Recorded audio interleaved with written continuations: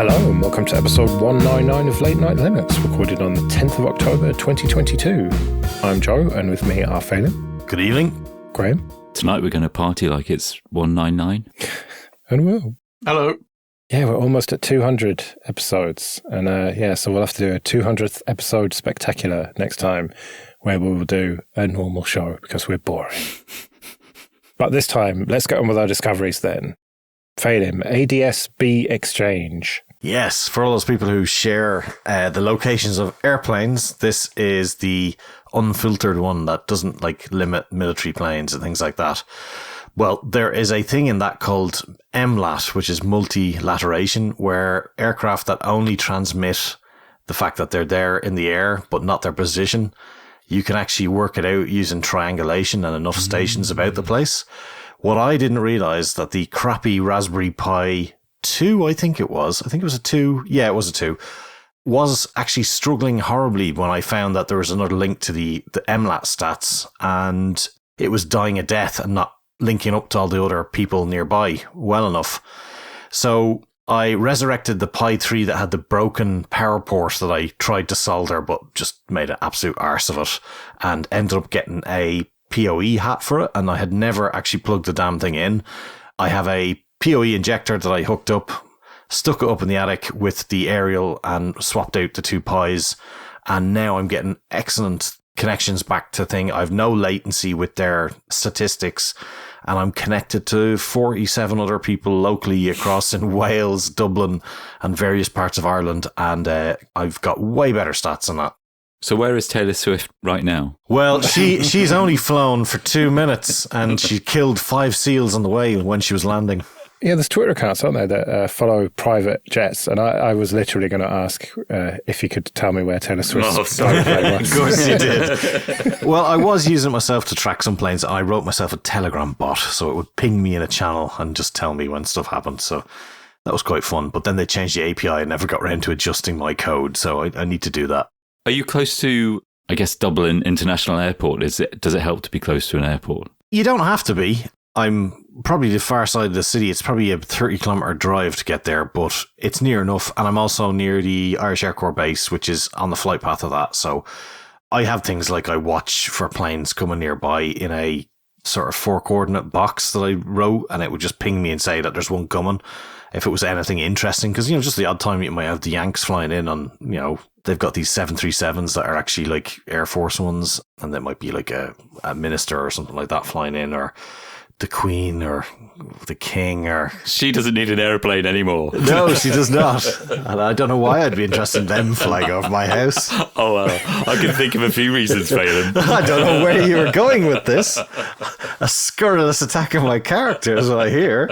So do military planes send this data out as well? Yes, they do. And you can send out various parts of the message. There's a whole sequence of where you can just have your transponder code. So airport radar works by not actually finding where the airplane is. It pings out a signal and you return a signal back to it with an actual data packet.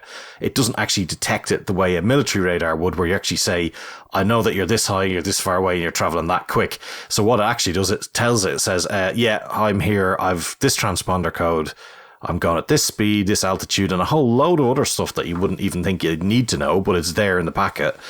But you can send various versions of that packet where the military might just go, yeah, I'm here, I'm on this transponder code. Or sometimes they might just give you the lat long, or they may give you the speed, or they may give you other bits. But using this thing, the MLAT code, which a lot of them don't do, so the likes of Flight Radar, they won't show military airplanes unless they're using the full open one where they might actually show them on screen. But say, for instance, there's somebody doing a Tornadoes, or rather, what's the other one, Eurofighter. Say they're launching to intercept a Russian plane.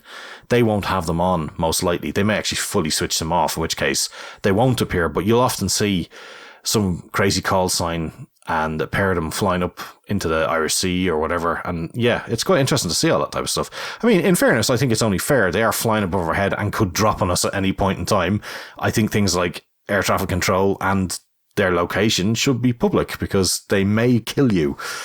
And you're not hiding from the military, the baddie military, because they're going to see you with their normal radar. Exactly. I mean, it's completely, if anybody thinks that somebody's sitting there going, oh, well, my master plan, I know that the bomber's coming. Now, they do things like shows of force where they might fly a B-52 around Europe to say, look how great we are, or something like that. And they'll purposely turn them on just to show where they are. And, look, we're flying right up to the edge of the border, but not going across it, and then flying zigzags all the way down. It's quite interesting stuff. And to be honest, it's quite interesting to see packets flown in off what is effectively a 15-pound TV antenna.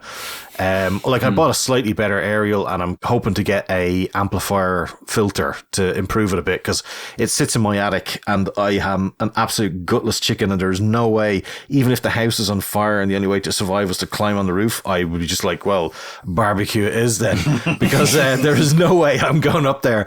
I got a liner for our chimney one time, and the lad was clearly part mountain goat, just climbed up there and shoved it down and was standing on top of the chimney stack, shoving it down the pot, and I was just like, I can't watch this, and I had to go inside. So it's in my attic. It's not the best place for it, but it'll do. And hopefully the amplifier boosts that up a bit. But it's great crack, and it's, if you've got a pi liner in place, it's only about a 20 quid investment to get a TV receiver and just flash it with their ISO, and you're off good to go. Will Virtual Smart Home introduce Pro Tier? Yeah, so back in episode 179, I talked about Virtual Smart Home, which is an add-on for Node-RED that allows you to add pretty much anything to Alexa to allow you to control it and query it via Virtual Smart Home. It's a server component that runs in AWS, and it's an add-on for Node-RED that sits on your Node-RED install and allows you to add all these devices and control them and query them and so on and so on. And the guy who runs it announced recently that the costs that he was having to maintain in order to provide this service on the AWS side had got so great that he needed to start effectively charging for this. And he made this announcement via a comment, or rather an issue, on the GitHub project for the Node-RED part of it. So the most popular repo that he's got to interface with his users. He logged an issue there and talked about how the costs had increased and that he needed to charge for it. So far, so reasonable, I think. And then people started logging issues to say, all my stuff's broken and you never told me about it. And the reason that I'm bringing this up, I think that he's absolutely right to charge for this service. He does offer a free service, but if you want some extra features and some extra devices, you have to pay for it. It's not a lot of money. It's about a couple of dollars a month. But the reason I think it's interesting is, how do you, as an open source project, communicate with your users who have no relationship with you? They install your package through a point and click interface on somebody else's product. They have no obligation to talk to you, and a lot of them have no real interest in sharing their information, their email address or whatever, with you as that developer. So how do you go about communicating things like this to those users? So I think that the guy did everything right and did a very good job and explained exactly what was happening. And still people complain. And I think that it's an interesting problem to solve. I don't have any solutions, but I thought it was interesting. I don't think there is another way, is there? That's like a real catch-22 situation, that you're going to piss people off no matter what you do there. And so all you can do is just put it somewhere public and hope they see it. But they're just not going to, are they? Yeah, exactly. And until their service breaks, and the only reason they would have to interact with you is because their service suddenly stopped working one evening, then they go searching for the GitHub project and just log a bug. They didn't even look for the issue and comment there. So, by that time, it's too late that people's services are already broken. So, I don't know. There's a moral in there somewhere that if you're using free services and you don't really have any relationship whatsoever with that service provider, then you expose yourself to being cut off at any minute. I saw an interesting thing in a couple of projects. One was that they would have a sort of important news RSS feed built into the web interface. And if that device was able to get access to the web, it would pull it down into the user interface where you could say, by the way, there's a big change coming or something like that. I don't know, it's one way. But if you're not paying for a service, you can't really expect 5 nines availability. I'm sure people do, though. Yeah, I'm sure people were absolutely livid as well. Failing raises a good idea there. I think there's room in Node-RED to allow plugins to expose information in this way, but then, people are going to take the piss and start exploiting it for other reasons. It's really tricky. Okay, this episode is sponsored by Tailscale. Go to tailscale.com. Tailscale is a VPN service that makes the devices and applications you own accessible anywhere in the world, securely and effortlessly. It enables encrypted point-to-point connections using WireGuard, which means only devices on your private network can communicate with each other. Unlike traditional VPNs, which tunnel all network traffic through a central gateway server, Tailscale creates a peer-to-peer mesh network. It handles complex network configuration on your behalf, so you don't have to. Network connections between devices pierce through firewalls and routers as if they weren't there, so there's no need to manually configure port forwarding. Tailscale is available for Linux, Mac, Windows, Raspberry Pi and ARM, Android, iOS, Synology, and for devices that don't allow additional software to be installed, such as printers and other embedded devices, where you can set up a subnet router to act as a gateway, relaying traffic from your Tailscale network onto your physical subnet. So go to tailscale.com and try it for free on up to 20 devices. That's tailscale.com. All right, well, my discovery is that there's going to be yet another Hacker Public Radio New Year show. And so this has happened every year for, 7 or 8 years, I think, where people get together on the Mumble server and just talk bollocks for 26 hours. Obviously, it's not the same people. People come and go, and it goes through the different time zones and everything. And I have been known to take part in this in, let's say, various states of inebriation. As the night goes on, I might pop on my phone or whatever. So I may join this year. It depends what's going on my end. So hackerpublicradio.org for more details of it. Anyway, I'll put a link in the show notes. Hi, Ken. Yes, Ken sent us an email. But in that email, he also talked about how they're going to be at FOSDEM again, and they have a table there, the podcast table, and they need volunteers to sit at that table and, supervise, whatever. So if you're going to FOSDEM and you fancy helping them out, then get in touch. All the contact details are on hackerpublicradio.org. It is good fun, the New Year live show. It ends up being about all sorts of shit, not just Linux and open source. Maybe it's just when I turn up, we end up talking about guitars and fucking all sorts. So, definitely give it a go if you're bored on New Year. All right, Graham, it's time for you to make another terrible racket with tuning workbench synth. This is to do with tuning, and it's a really complicated subject that's well beyond my knowledge, really, even though twiddling with synths don't give me enough reason to procrastinate from actually doing any music. I look at the tuning of synths. And tuning, just like a guitar, you can change the pitch, the frequency that every note on a synthesizer produces. And pianos have a certain scale. It's called an equal temperament scale. And it's not exactly as you would think in terms of there being an equal division across the notes.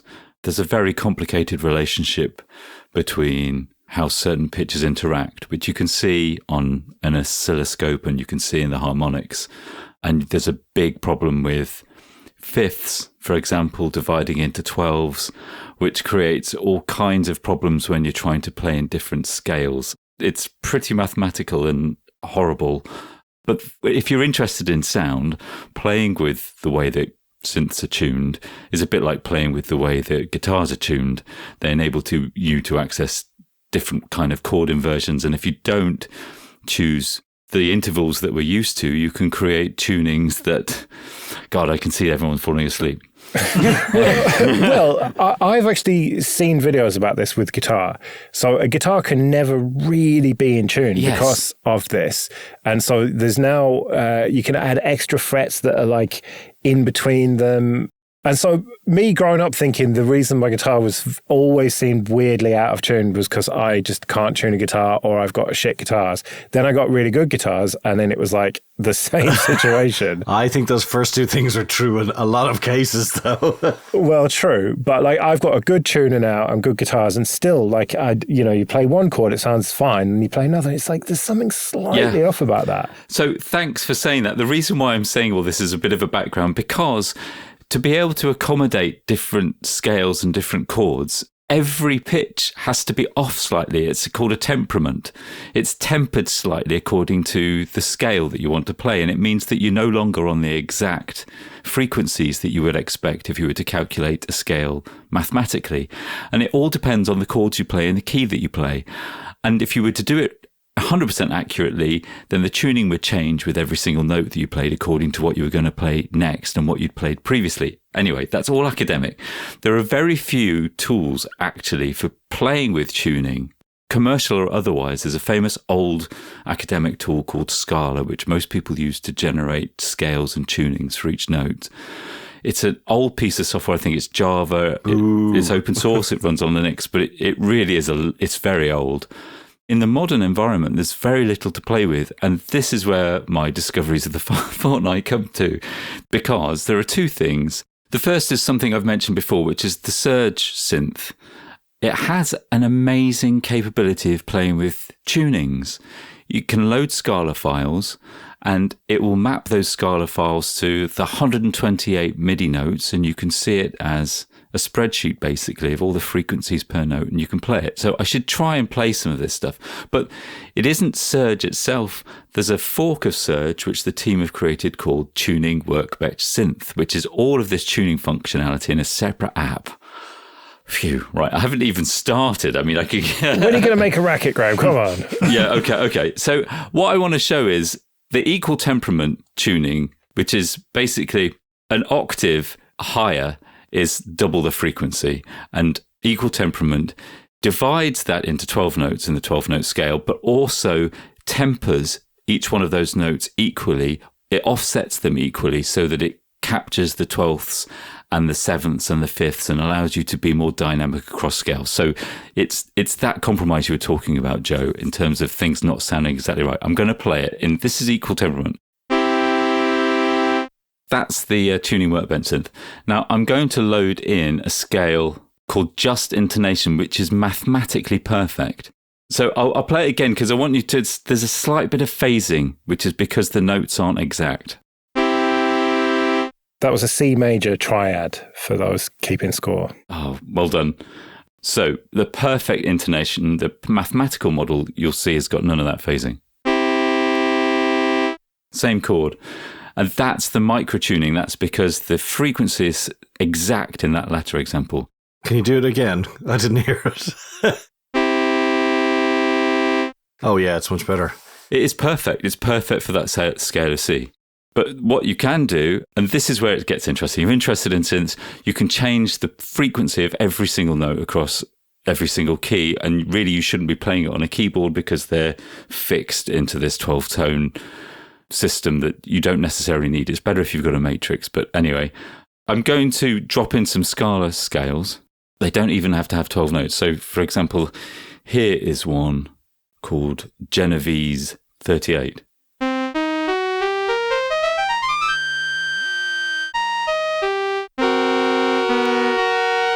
And then with Tuning Workbench Synth, you can change all of these pitches in real time.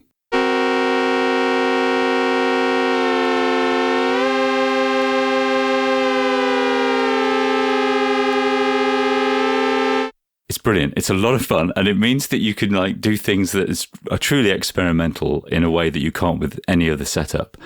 That's Tuning Workbench Synth, and then Tuning CLI is a command line tool that allows you to generate these scales algorithmically or take in the Scala files and export them as a spreadsheet if you want to see the actual frequencies for each of those notes. But most importantly, you can send them to synths that support the MIDI tuning standard. And I haven't found any other piece of software that will do this because I've got a couple of synths that will take MTS files. You can send them directly with the Tune CLI command to your synth, where compatible synths such as Surge will store them alongside the normal tuning. You can switch between them just like you can have Sound Patch. So it's a whole new dimension of sound exploration. I can't believe you didn't save this for the 200th episode spectacular. I'll have to find something else for that. The funny thing about a keyboard is, though, it could almost be well, I guess it would be instantaneous for our brain or ear to hear it, that it could also do that if you're playing different chords. It could be tweaking the tuning as it goes through, unlike a guitar where you're just stuck with it and it's tough luck. Yeah, that's right. And there is software that will change according to scale, because your brain just latches, your brain knows what it's trying to do. And that's what the temperate scales are trying to do. They trick your brain into thinking that's the pitch. And you can shift it in real time. And that's what you can do with that software. And there is other software that will change it according to the notes that are coming up. And it's just so complicated, but honestly, I love it. So it's so interesting when you start playing with pitches that are so close together, or 22 note scales, which you can play on a grid. And it just breaks away. When you can't play, I can't play. There's a few things I can play, but change the scale and it opens up a whole new world of audio for you without you adding to your skills at all. Eddie Van Halen used to slightly tune his B string flat or sharp, I think, just because it made it better for certain chords. Yeah, depending on what key you're playing in, that could definitely help, yeah. And what's really surprising, because I've really looked into software, I'd be prepared to pay for it. And there's none of the mainstream commercial software that does it. There's nothing, and open source really has got this surge and its interface. You can do all of this with like a circular graph showing you all the intervals between the notes. It's visual. You can play with it. It's immediate. You don't have to know what you're doing just to play with the sounds. And it's the best there is that I can find, which is really excellent for open source. It feels like the kind of thing that only open source would do. It's like how Radio 4 is the only radio station that could do certain stuff. Like there's not enough of a commercial incentive for this kind of thing to make money out of it. And so the only way it could exist is open source somehow. Yeah, I think that's a really good point. Yeah, I think you're absolutely right. It's scratching somebody's itch somewhere and they're sharing it. Yeah. And now you're sharing it with the world. Whether they like it or not. Yeah. Okay, this episode is sponsored by Linode. Go to linode.com/late-night-linux, support the show, and get $100 free credit. From their award-winning support, offered 24/7, 365 to every level of user, to ease of use and setup, it's clear why developers have been trusting Linode for projects both big and small since 2003. Deploy your entire application stack with Linode's one-click app marketplace, or build it all from scratch and manage everything yourself with supported centralized tools like Terraform. And check out their managed MySQL, Postgres, and MongoDB databases that allow you to quickly deploy a new database and defer management tasks like configuration, managing high availability, disaster recovery, backups, and data replication. Simple and fast to deploy with secure access, their flexible plans include daily backups. So go to linode.com/late-night-linux, create a free account, and you'll get $100 in credit and support the show. That's linode.com/late-night-linux. On to a bit of admin then, and first of all, thank you everyone who supports us with PayPal and Patreon. We really do appreciate that. If you want to join those people, you can go to latenightlinux.com/support. And remember, for $10 or more per month on Patreon, you can get an advert-free RSS feed. And that includes this show, Linux After Dark, and Linux Downtime. And if you want to get in contact, you can email show@latenightlinux.com. Let's do some feedback then. Matt says, back in the early days of the internet, I remember where I worked, we interviewed guests under the heading Celebrity Handbag. It was quite funny to see what everyday things celebs had in their bags. Joanna Lumley was particularly enlightening. I'd be interested to hear what the panel has in their handbag. By that, I mean either the Linux sys tray, i.e. what they monitor and utilize, or if they use a dock, then that, and maybe a bit of background on how they decide if something gets promoted to holy dock status. Also, I'm procrastinating quite badly here. I'd be interested to hear what the panel does while at their Linux workstation as they start procrastinating, both little procrastinations and those huge ones that go on all day. Okay, I'm going to get on with my work now. Well, I don't use a dock, and I don't use much up in my panel, but I do have a leftmost monitor which is vertical and has a bunch of widgets on it of nonsense. Don't know if that counts, but I've got a weather station out in the garden that it has graphs of from my WeWX thing. I have the Met Éireann weather warnings map of Ireland where it like highlights red and yellow if there's a weather warning going on. I've got a, strangely enough, weather widget from the default KDE one, and I have my power output from my current cost meter. I have a map of all the marine weather stations around Ireland, because I swear I think I am a meteorologist if I don't count. And I have a moving map display of Ireland with all the planes flying out of it. So there you go. Well, I have in my Whisker menu, my favourites are Terminal, Audacity, EasyTag, Mate System Monitor, Mate Calculator, Vert Manager, and Mumble. And that's just all the shit that I use all the time. Except Vert Manager, I don't really use that much anymore. And otherwise, I have shortcuts for Places, Firefox, Terminal, and Pavu Control, and Show Desktop as well. Because I have it just set up in a total, like, Windows XP style, pretty much. They all seem like they might do work, though. You see, that, like, whereas I could get distracted by a particular airplane flying overhead and then several hours later of looking up who the history of the plane was. I mean, that's not even remotely distracting. Come on. Well, that's what YouTube is for. So YouTube is one of the shortcuts in Firefox, and that's what I do when I'm procrastinating. Is I go to YouTube and watch stupid fucking guitar videos and stuff. Or recently I've got sucked into their TikTok rip-off shorts. It's quite good, that, actually. Yeah. Yeah, and like you just use the scroll wheel to go down. Dangerous. I've seriously gone 2 hours of watching that, and each one's only a minute or two, and suddenly 2 hours goes by. What the fuck is that about? I have noticed one thing, though. The feckin' links don't match up to the video that you go to see sometimes. Yes. Oh, it's not just me. Oh, thank God. No. And I've tried to like copy a link and then this is the wrong video. You have to scroll up one for some reason. Yeah, but that doesn't even work half the time. I've gone up and down and not found the video, and I'm like, oh, Jesus Christ, what have I sent? Yeah, exactly. Check this out. Why? Why would I check out this right-wing lunatics video? Oh, shit. Yeah, I do get a lot of bullshit like that. Is that saying something more about me or them? I don't know. Because I don't get it on normal YouTube. I just get guitars and politics stuff. My stuff's very minimal. Over the years, I used to have like webcams on my backdrop, but now I have I have an ultra-wide display, so I actually have a vertical panel on the left. There's not much in there. I have the applications that are running, but because I run everything from KRunner rather than click on the icon, I don't have anything I kind of quick launch. Same. Something I really like that I've recommended before is in KD Plasma is the folder view widget. And specifically in the panel, I use the folder view widget set to the download folder. And the folder view widget, when you click on it, opens up the files in that. You can open it up as an icon view or you can open it as a list. And you can sort it by modified or the time that it was added. And so with a download folder, you can click on the download folder in the panel and it'll list all the things that have been in that folder according to when they were added to the folder, according to when they were downloaded, in other words. So if I'm downloading something and it's downloaded, I'll just click on that and access the thing, which is the most useful thing I've got in the dock. Apart from that, I do have the solar battery meter for the my Logitech trackball. I have the time. And what I also really like in KD Plasma is the fact that you can hide this system panel widgets, because I hide all the ones that I don't need it to access to, the stuff that like KPGP that's there by default, or the clipboard. Actually, I use the clipboard sometimes. That's quite useful.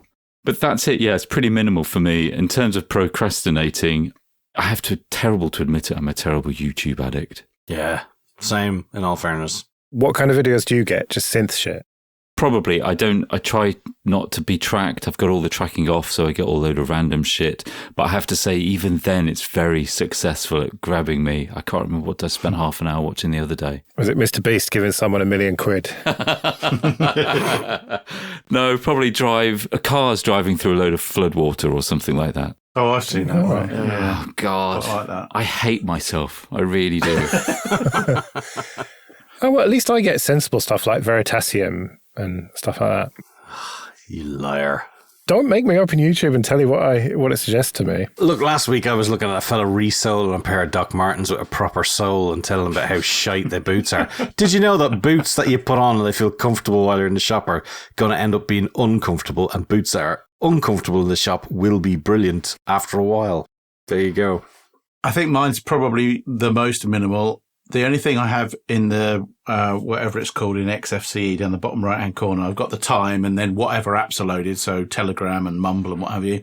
And the workspace switcher, I use the workspace switcher probably the most of all the things in the bottom right-hand corner on my screen. The workspace switcher is the one I use the most. I have work up on one workspace and personal stuff up on another workspace. And so I can switch between work and other very, very easily. And I've got a little script that works out what workspace I'm on and sets the default browser accordingly. So for work stuff, I use Chrome, and for everything else, I use Firefox. And so when I switch back to my personal tab, it switches the default browser back to Firefox. And so any URLs I click from, for example, Telegram, will then open up in Firefox instead of in Chrome. Then I launch everything else through the whisker menu, which I've mapped to super spacebar, like on the Mac. That was the only thing on the Mac that I think was actually a good idea. And so I launch everything from there, from terminals to IDEs to browsers to whatever it is that I need to do. I do everything else through the menu. And so that's my setup. And then procrastination is YouTube, of course. I can't help myself. At the moment, it's all solar power stuff because I'm hoping to get my solar panels installed in the next couple of weeks. And it's a bit late now, but now I'm learning about how to set them up and all that sort of stuff. Yeah, just in time for the winter. Right, well, we better get out of here then. We'll be back next week for our 200th episode spectacular that I keep teasing, and it's going to be such a disappointment. But until then, I've been Joe. I've been Phelan. I've been Graham. And I've been Will. See you later.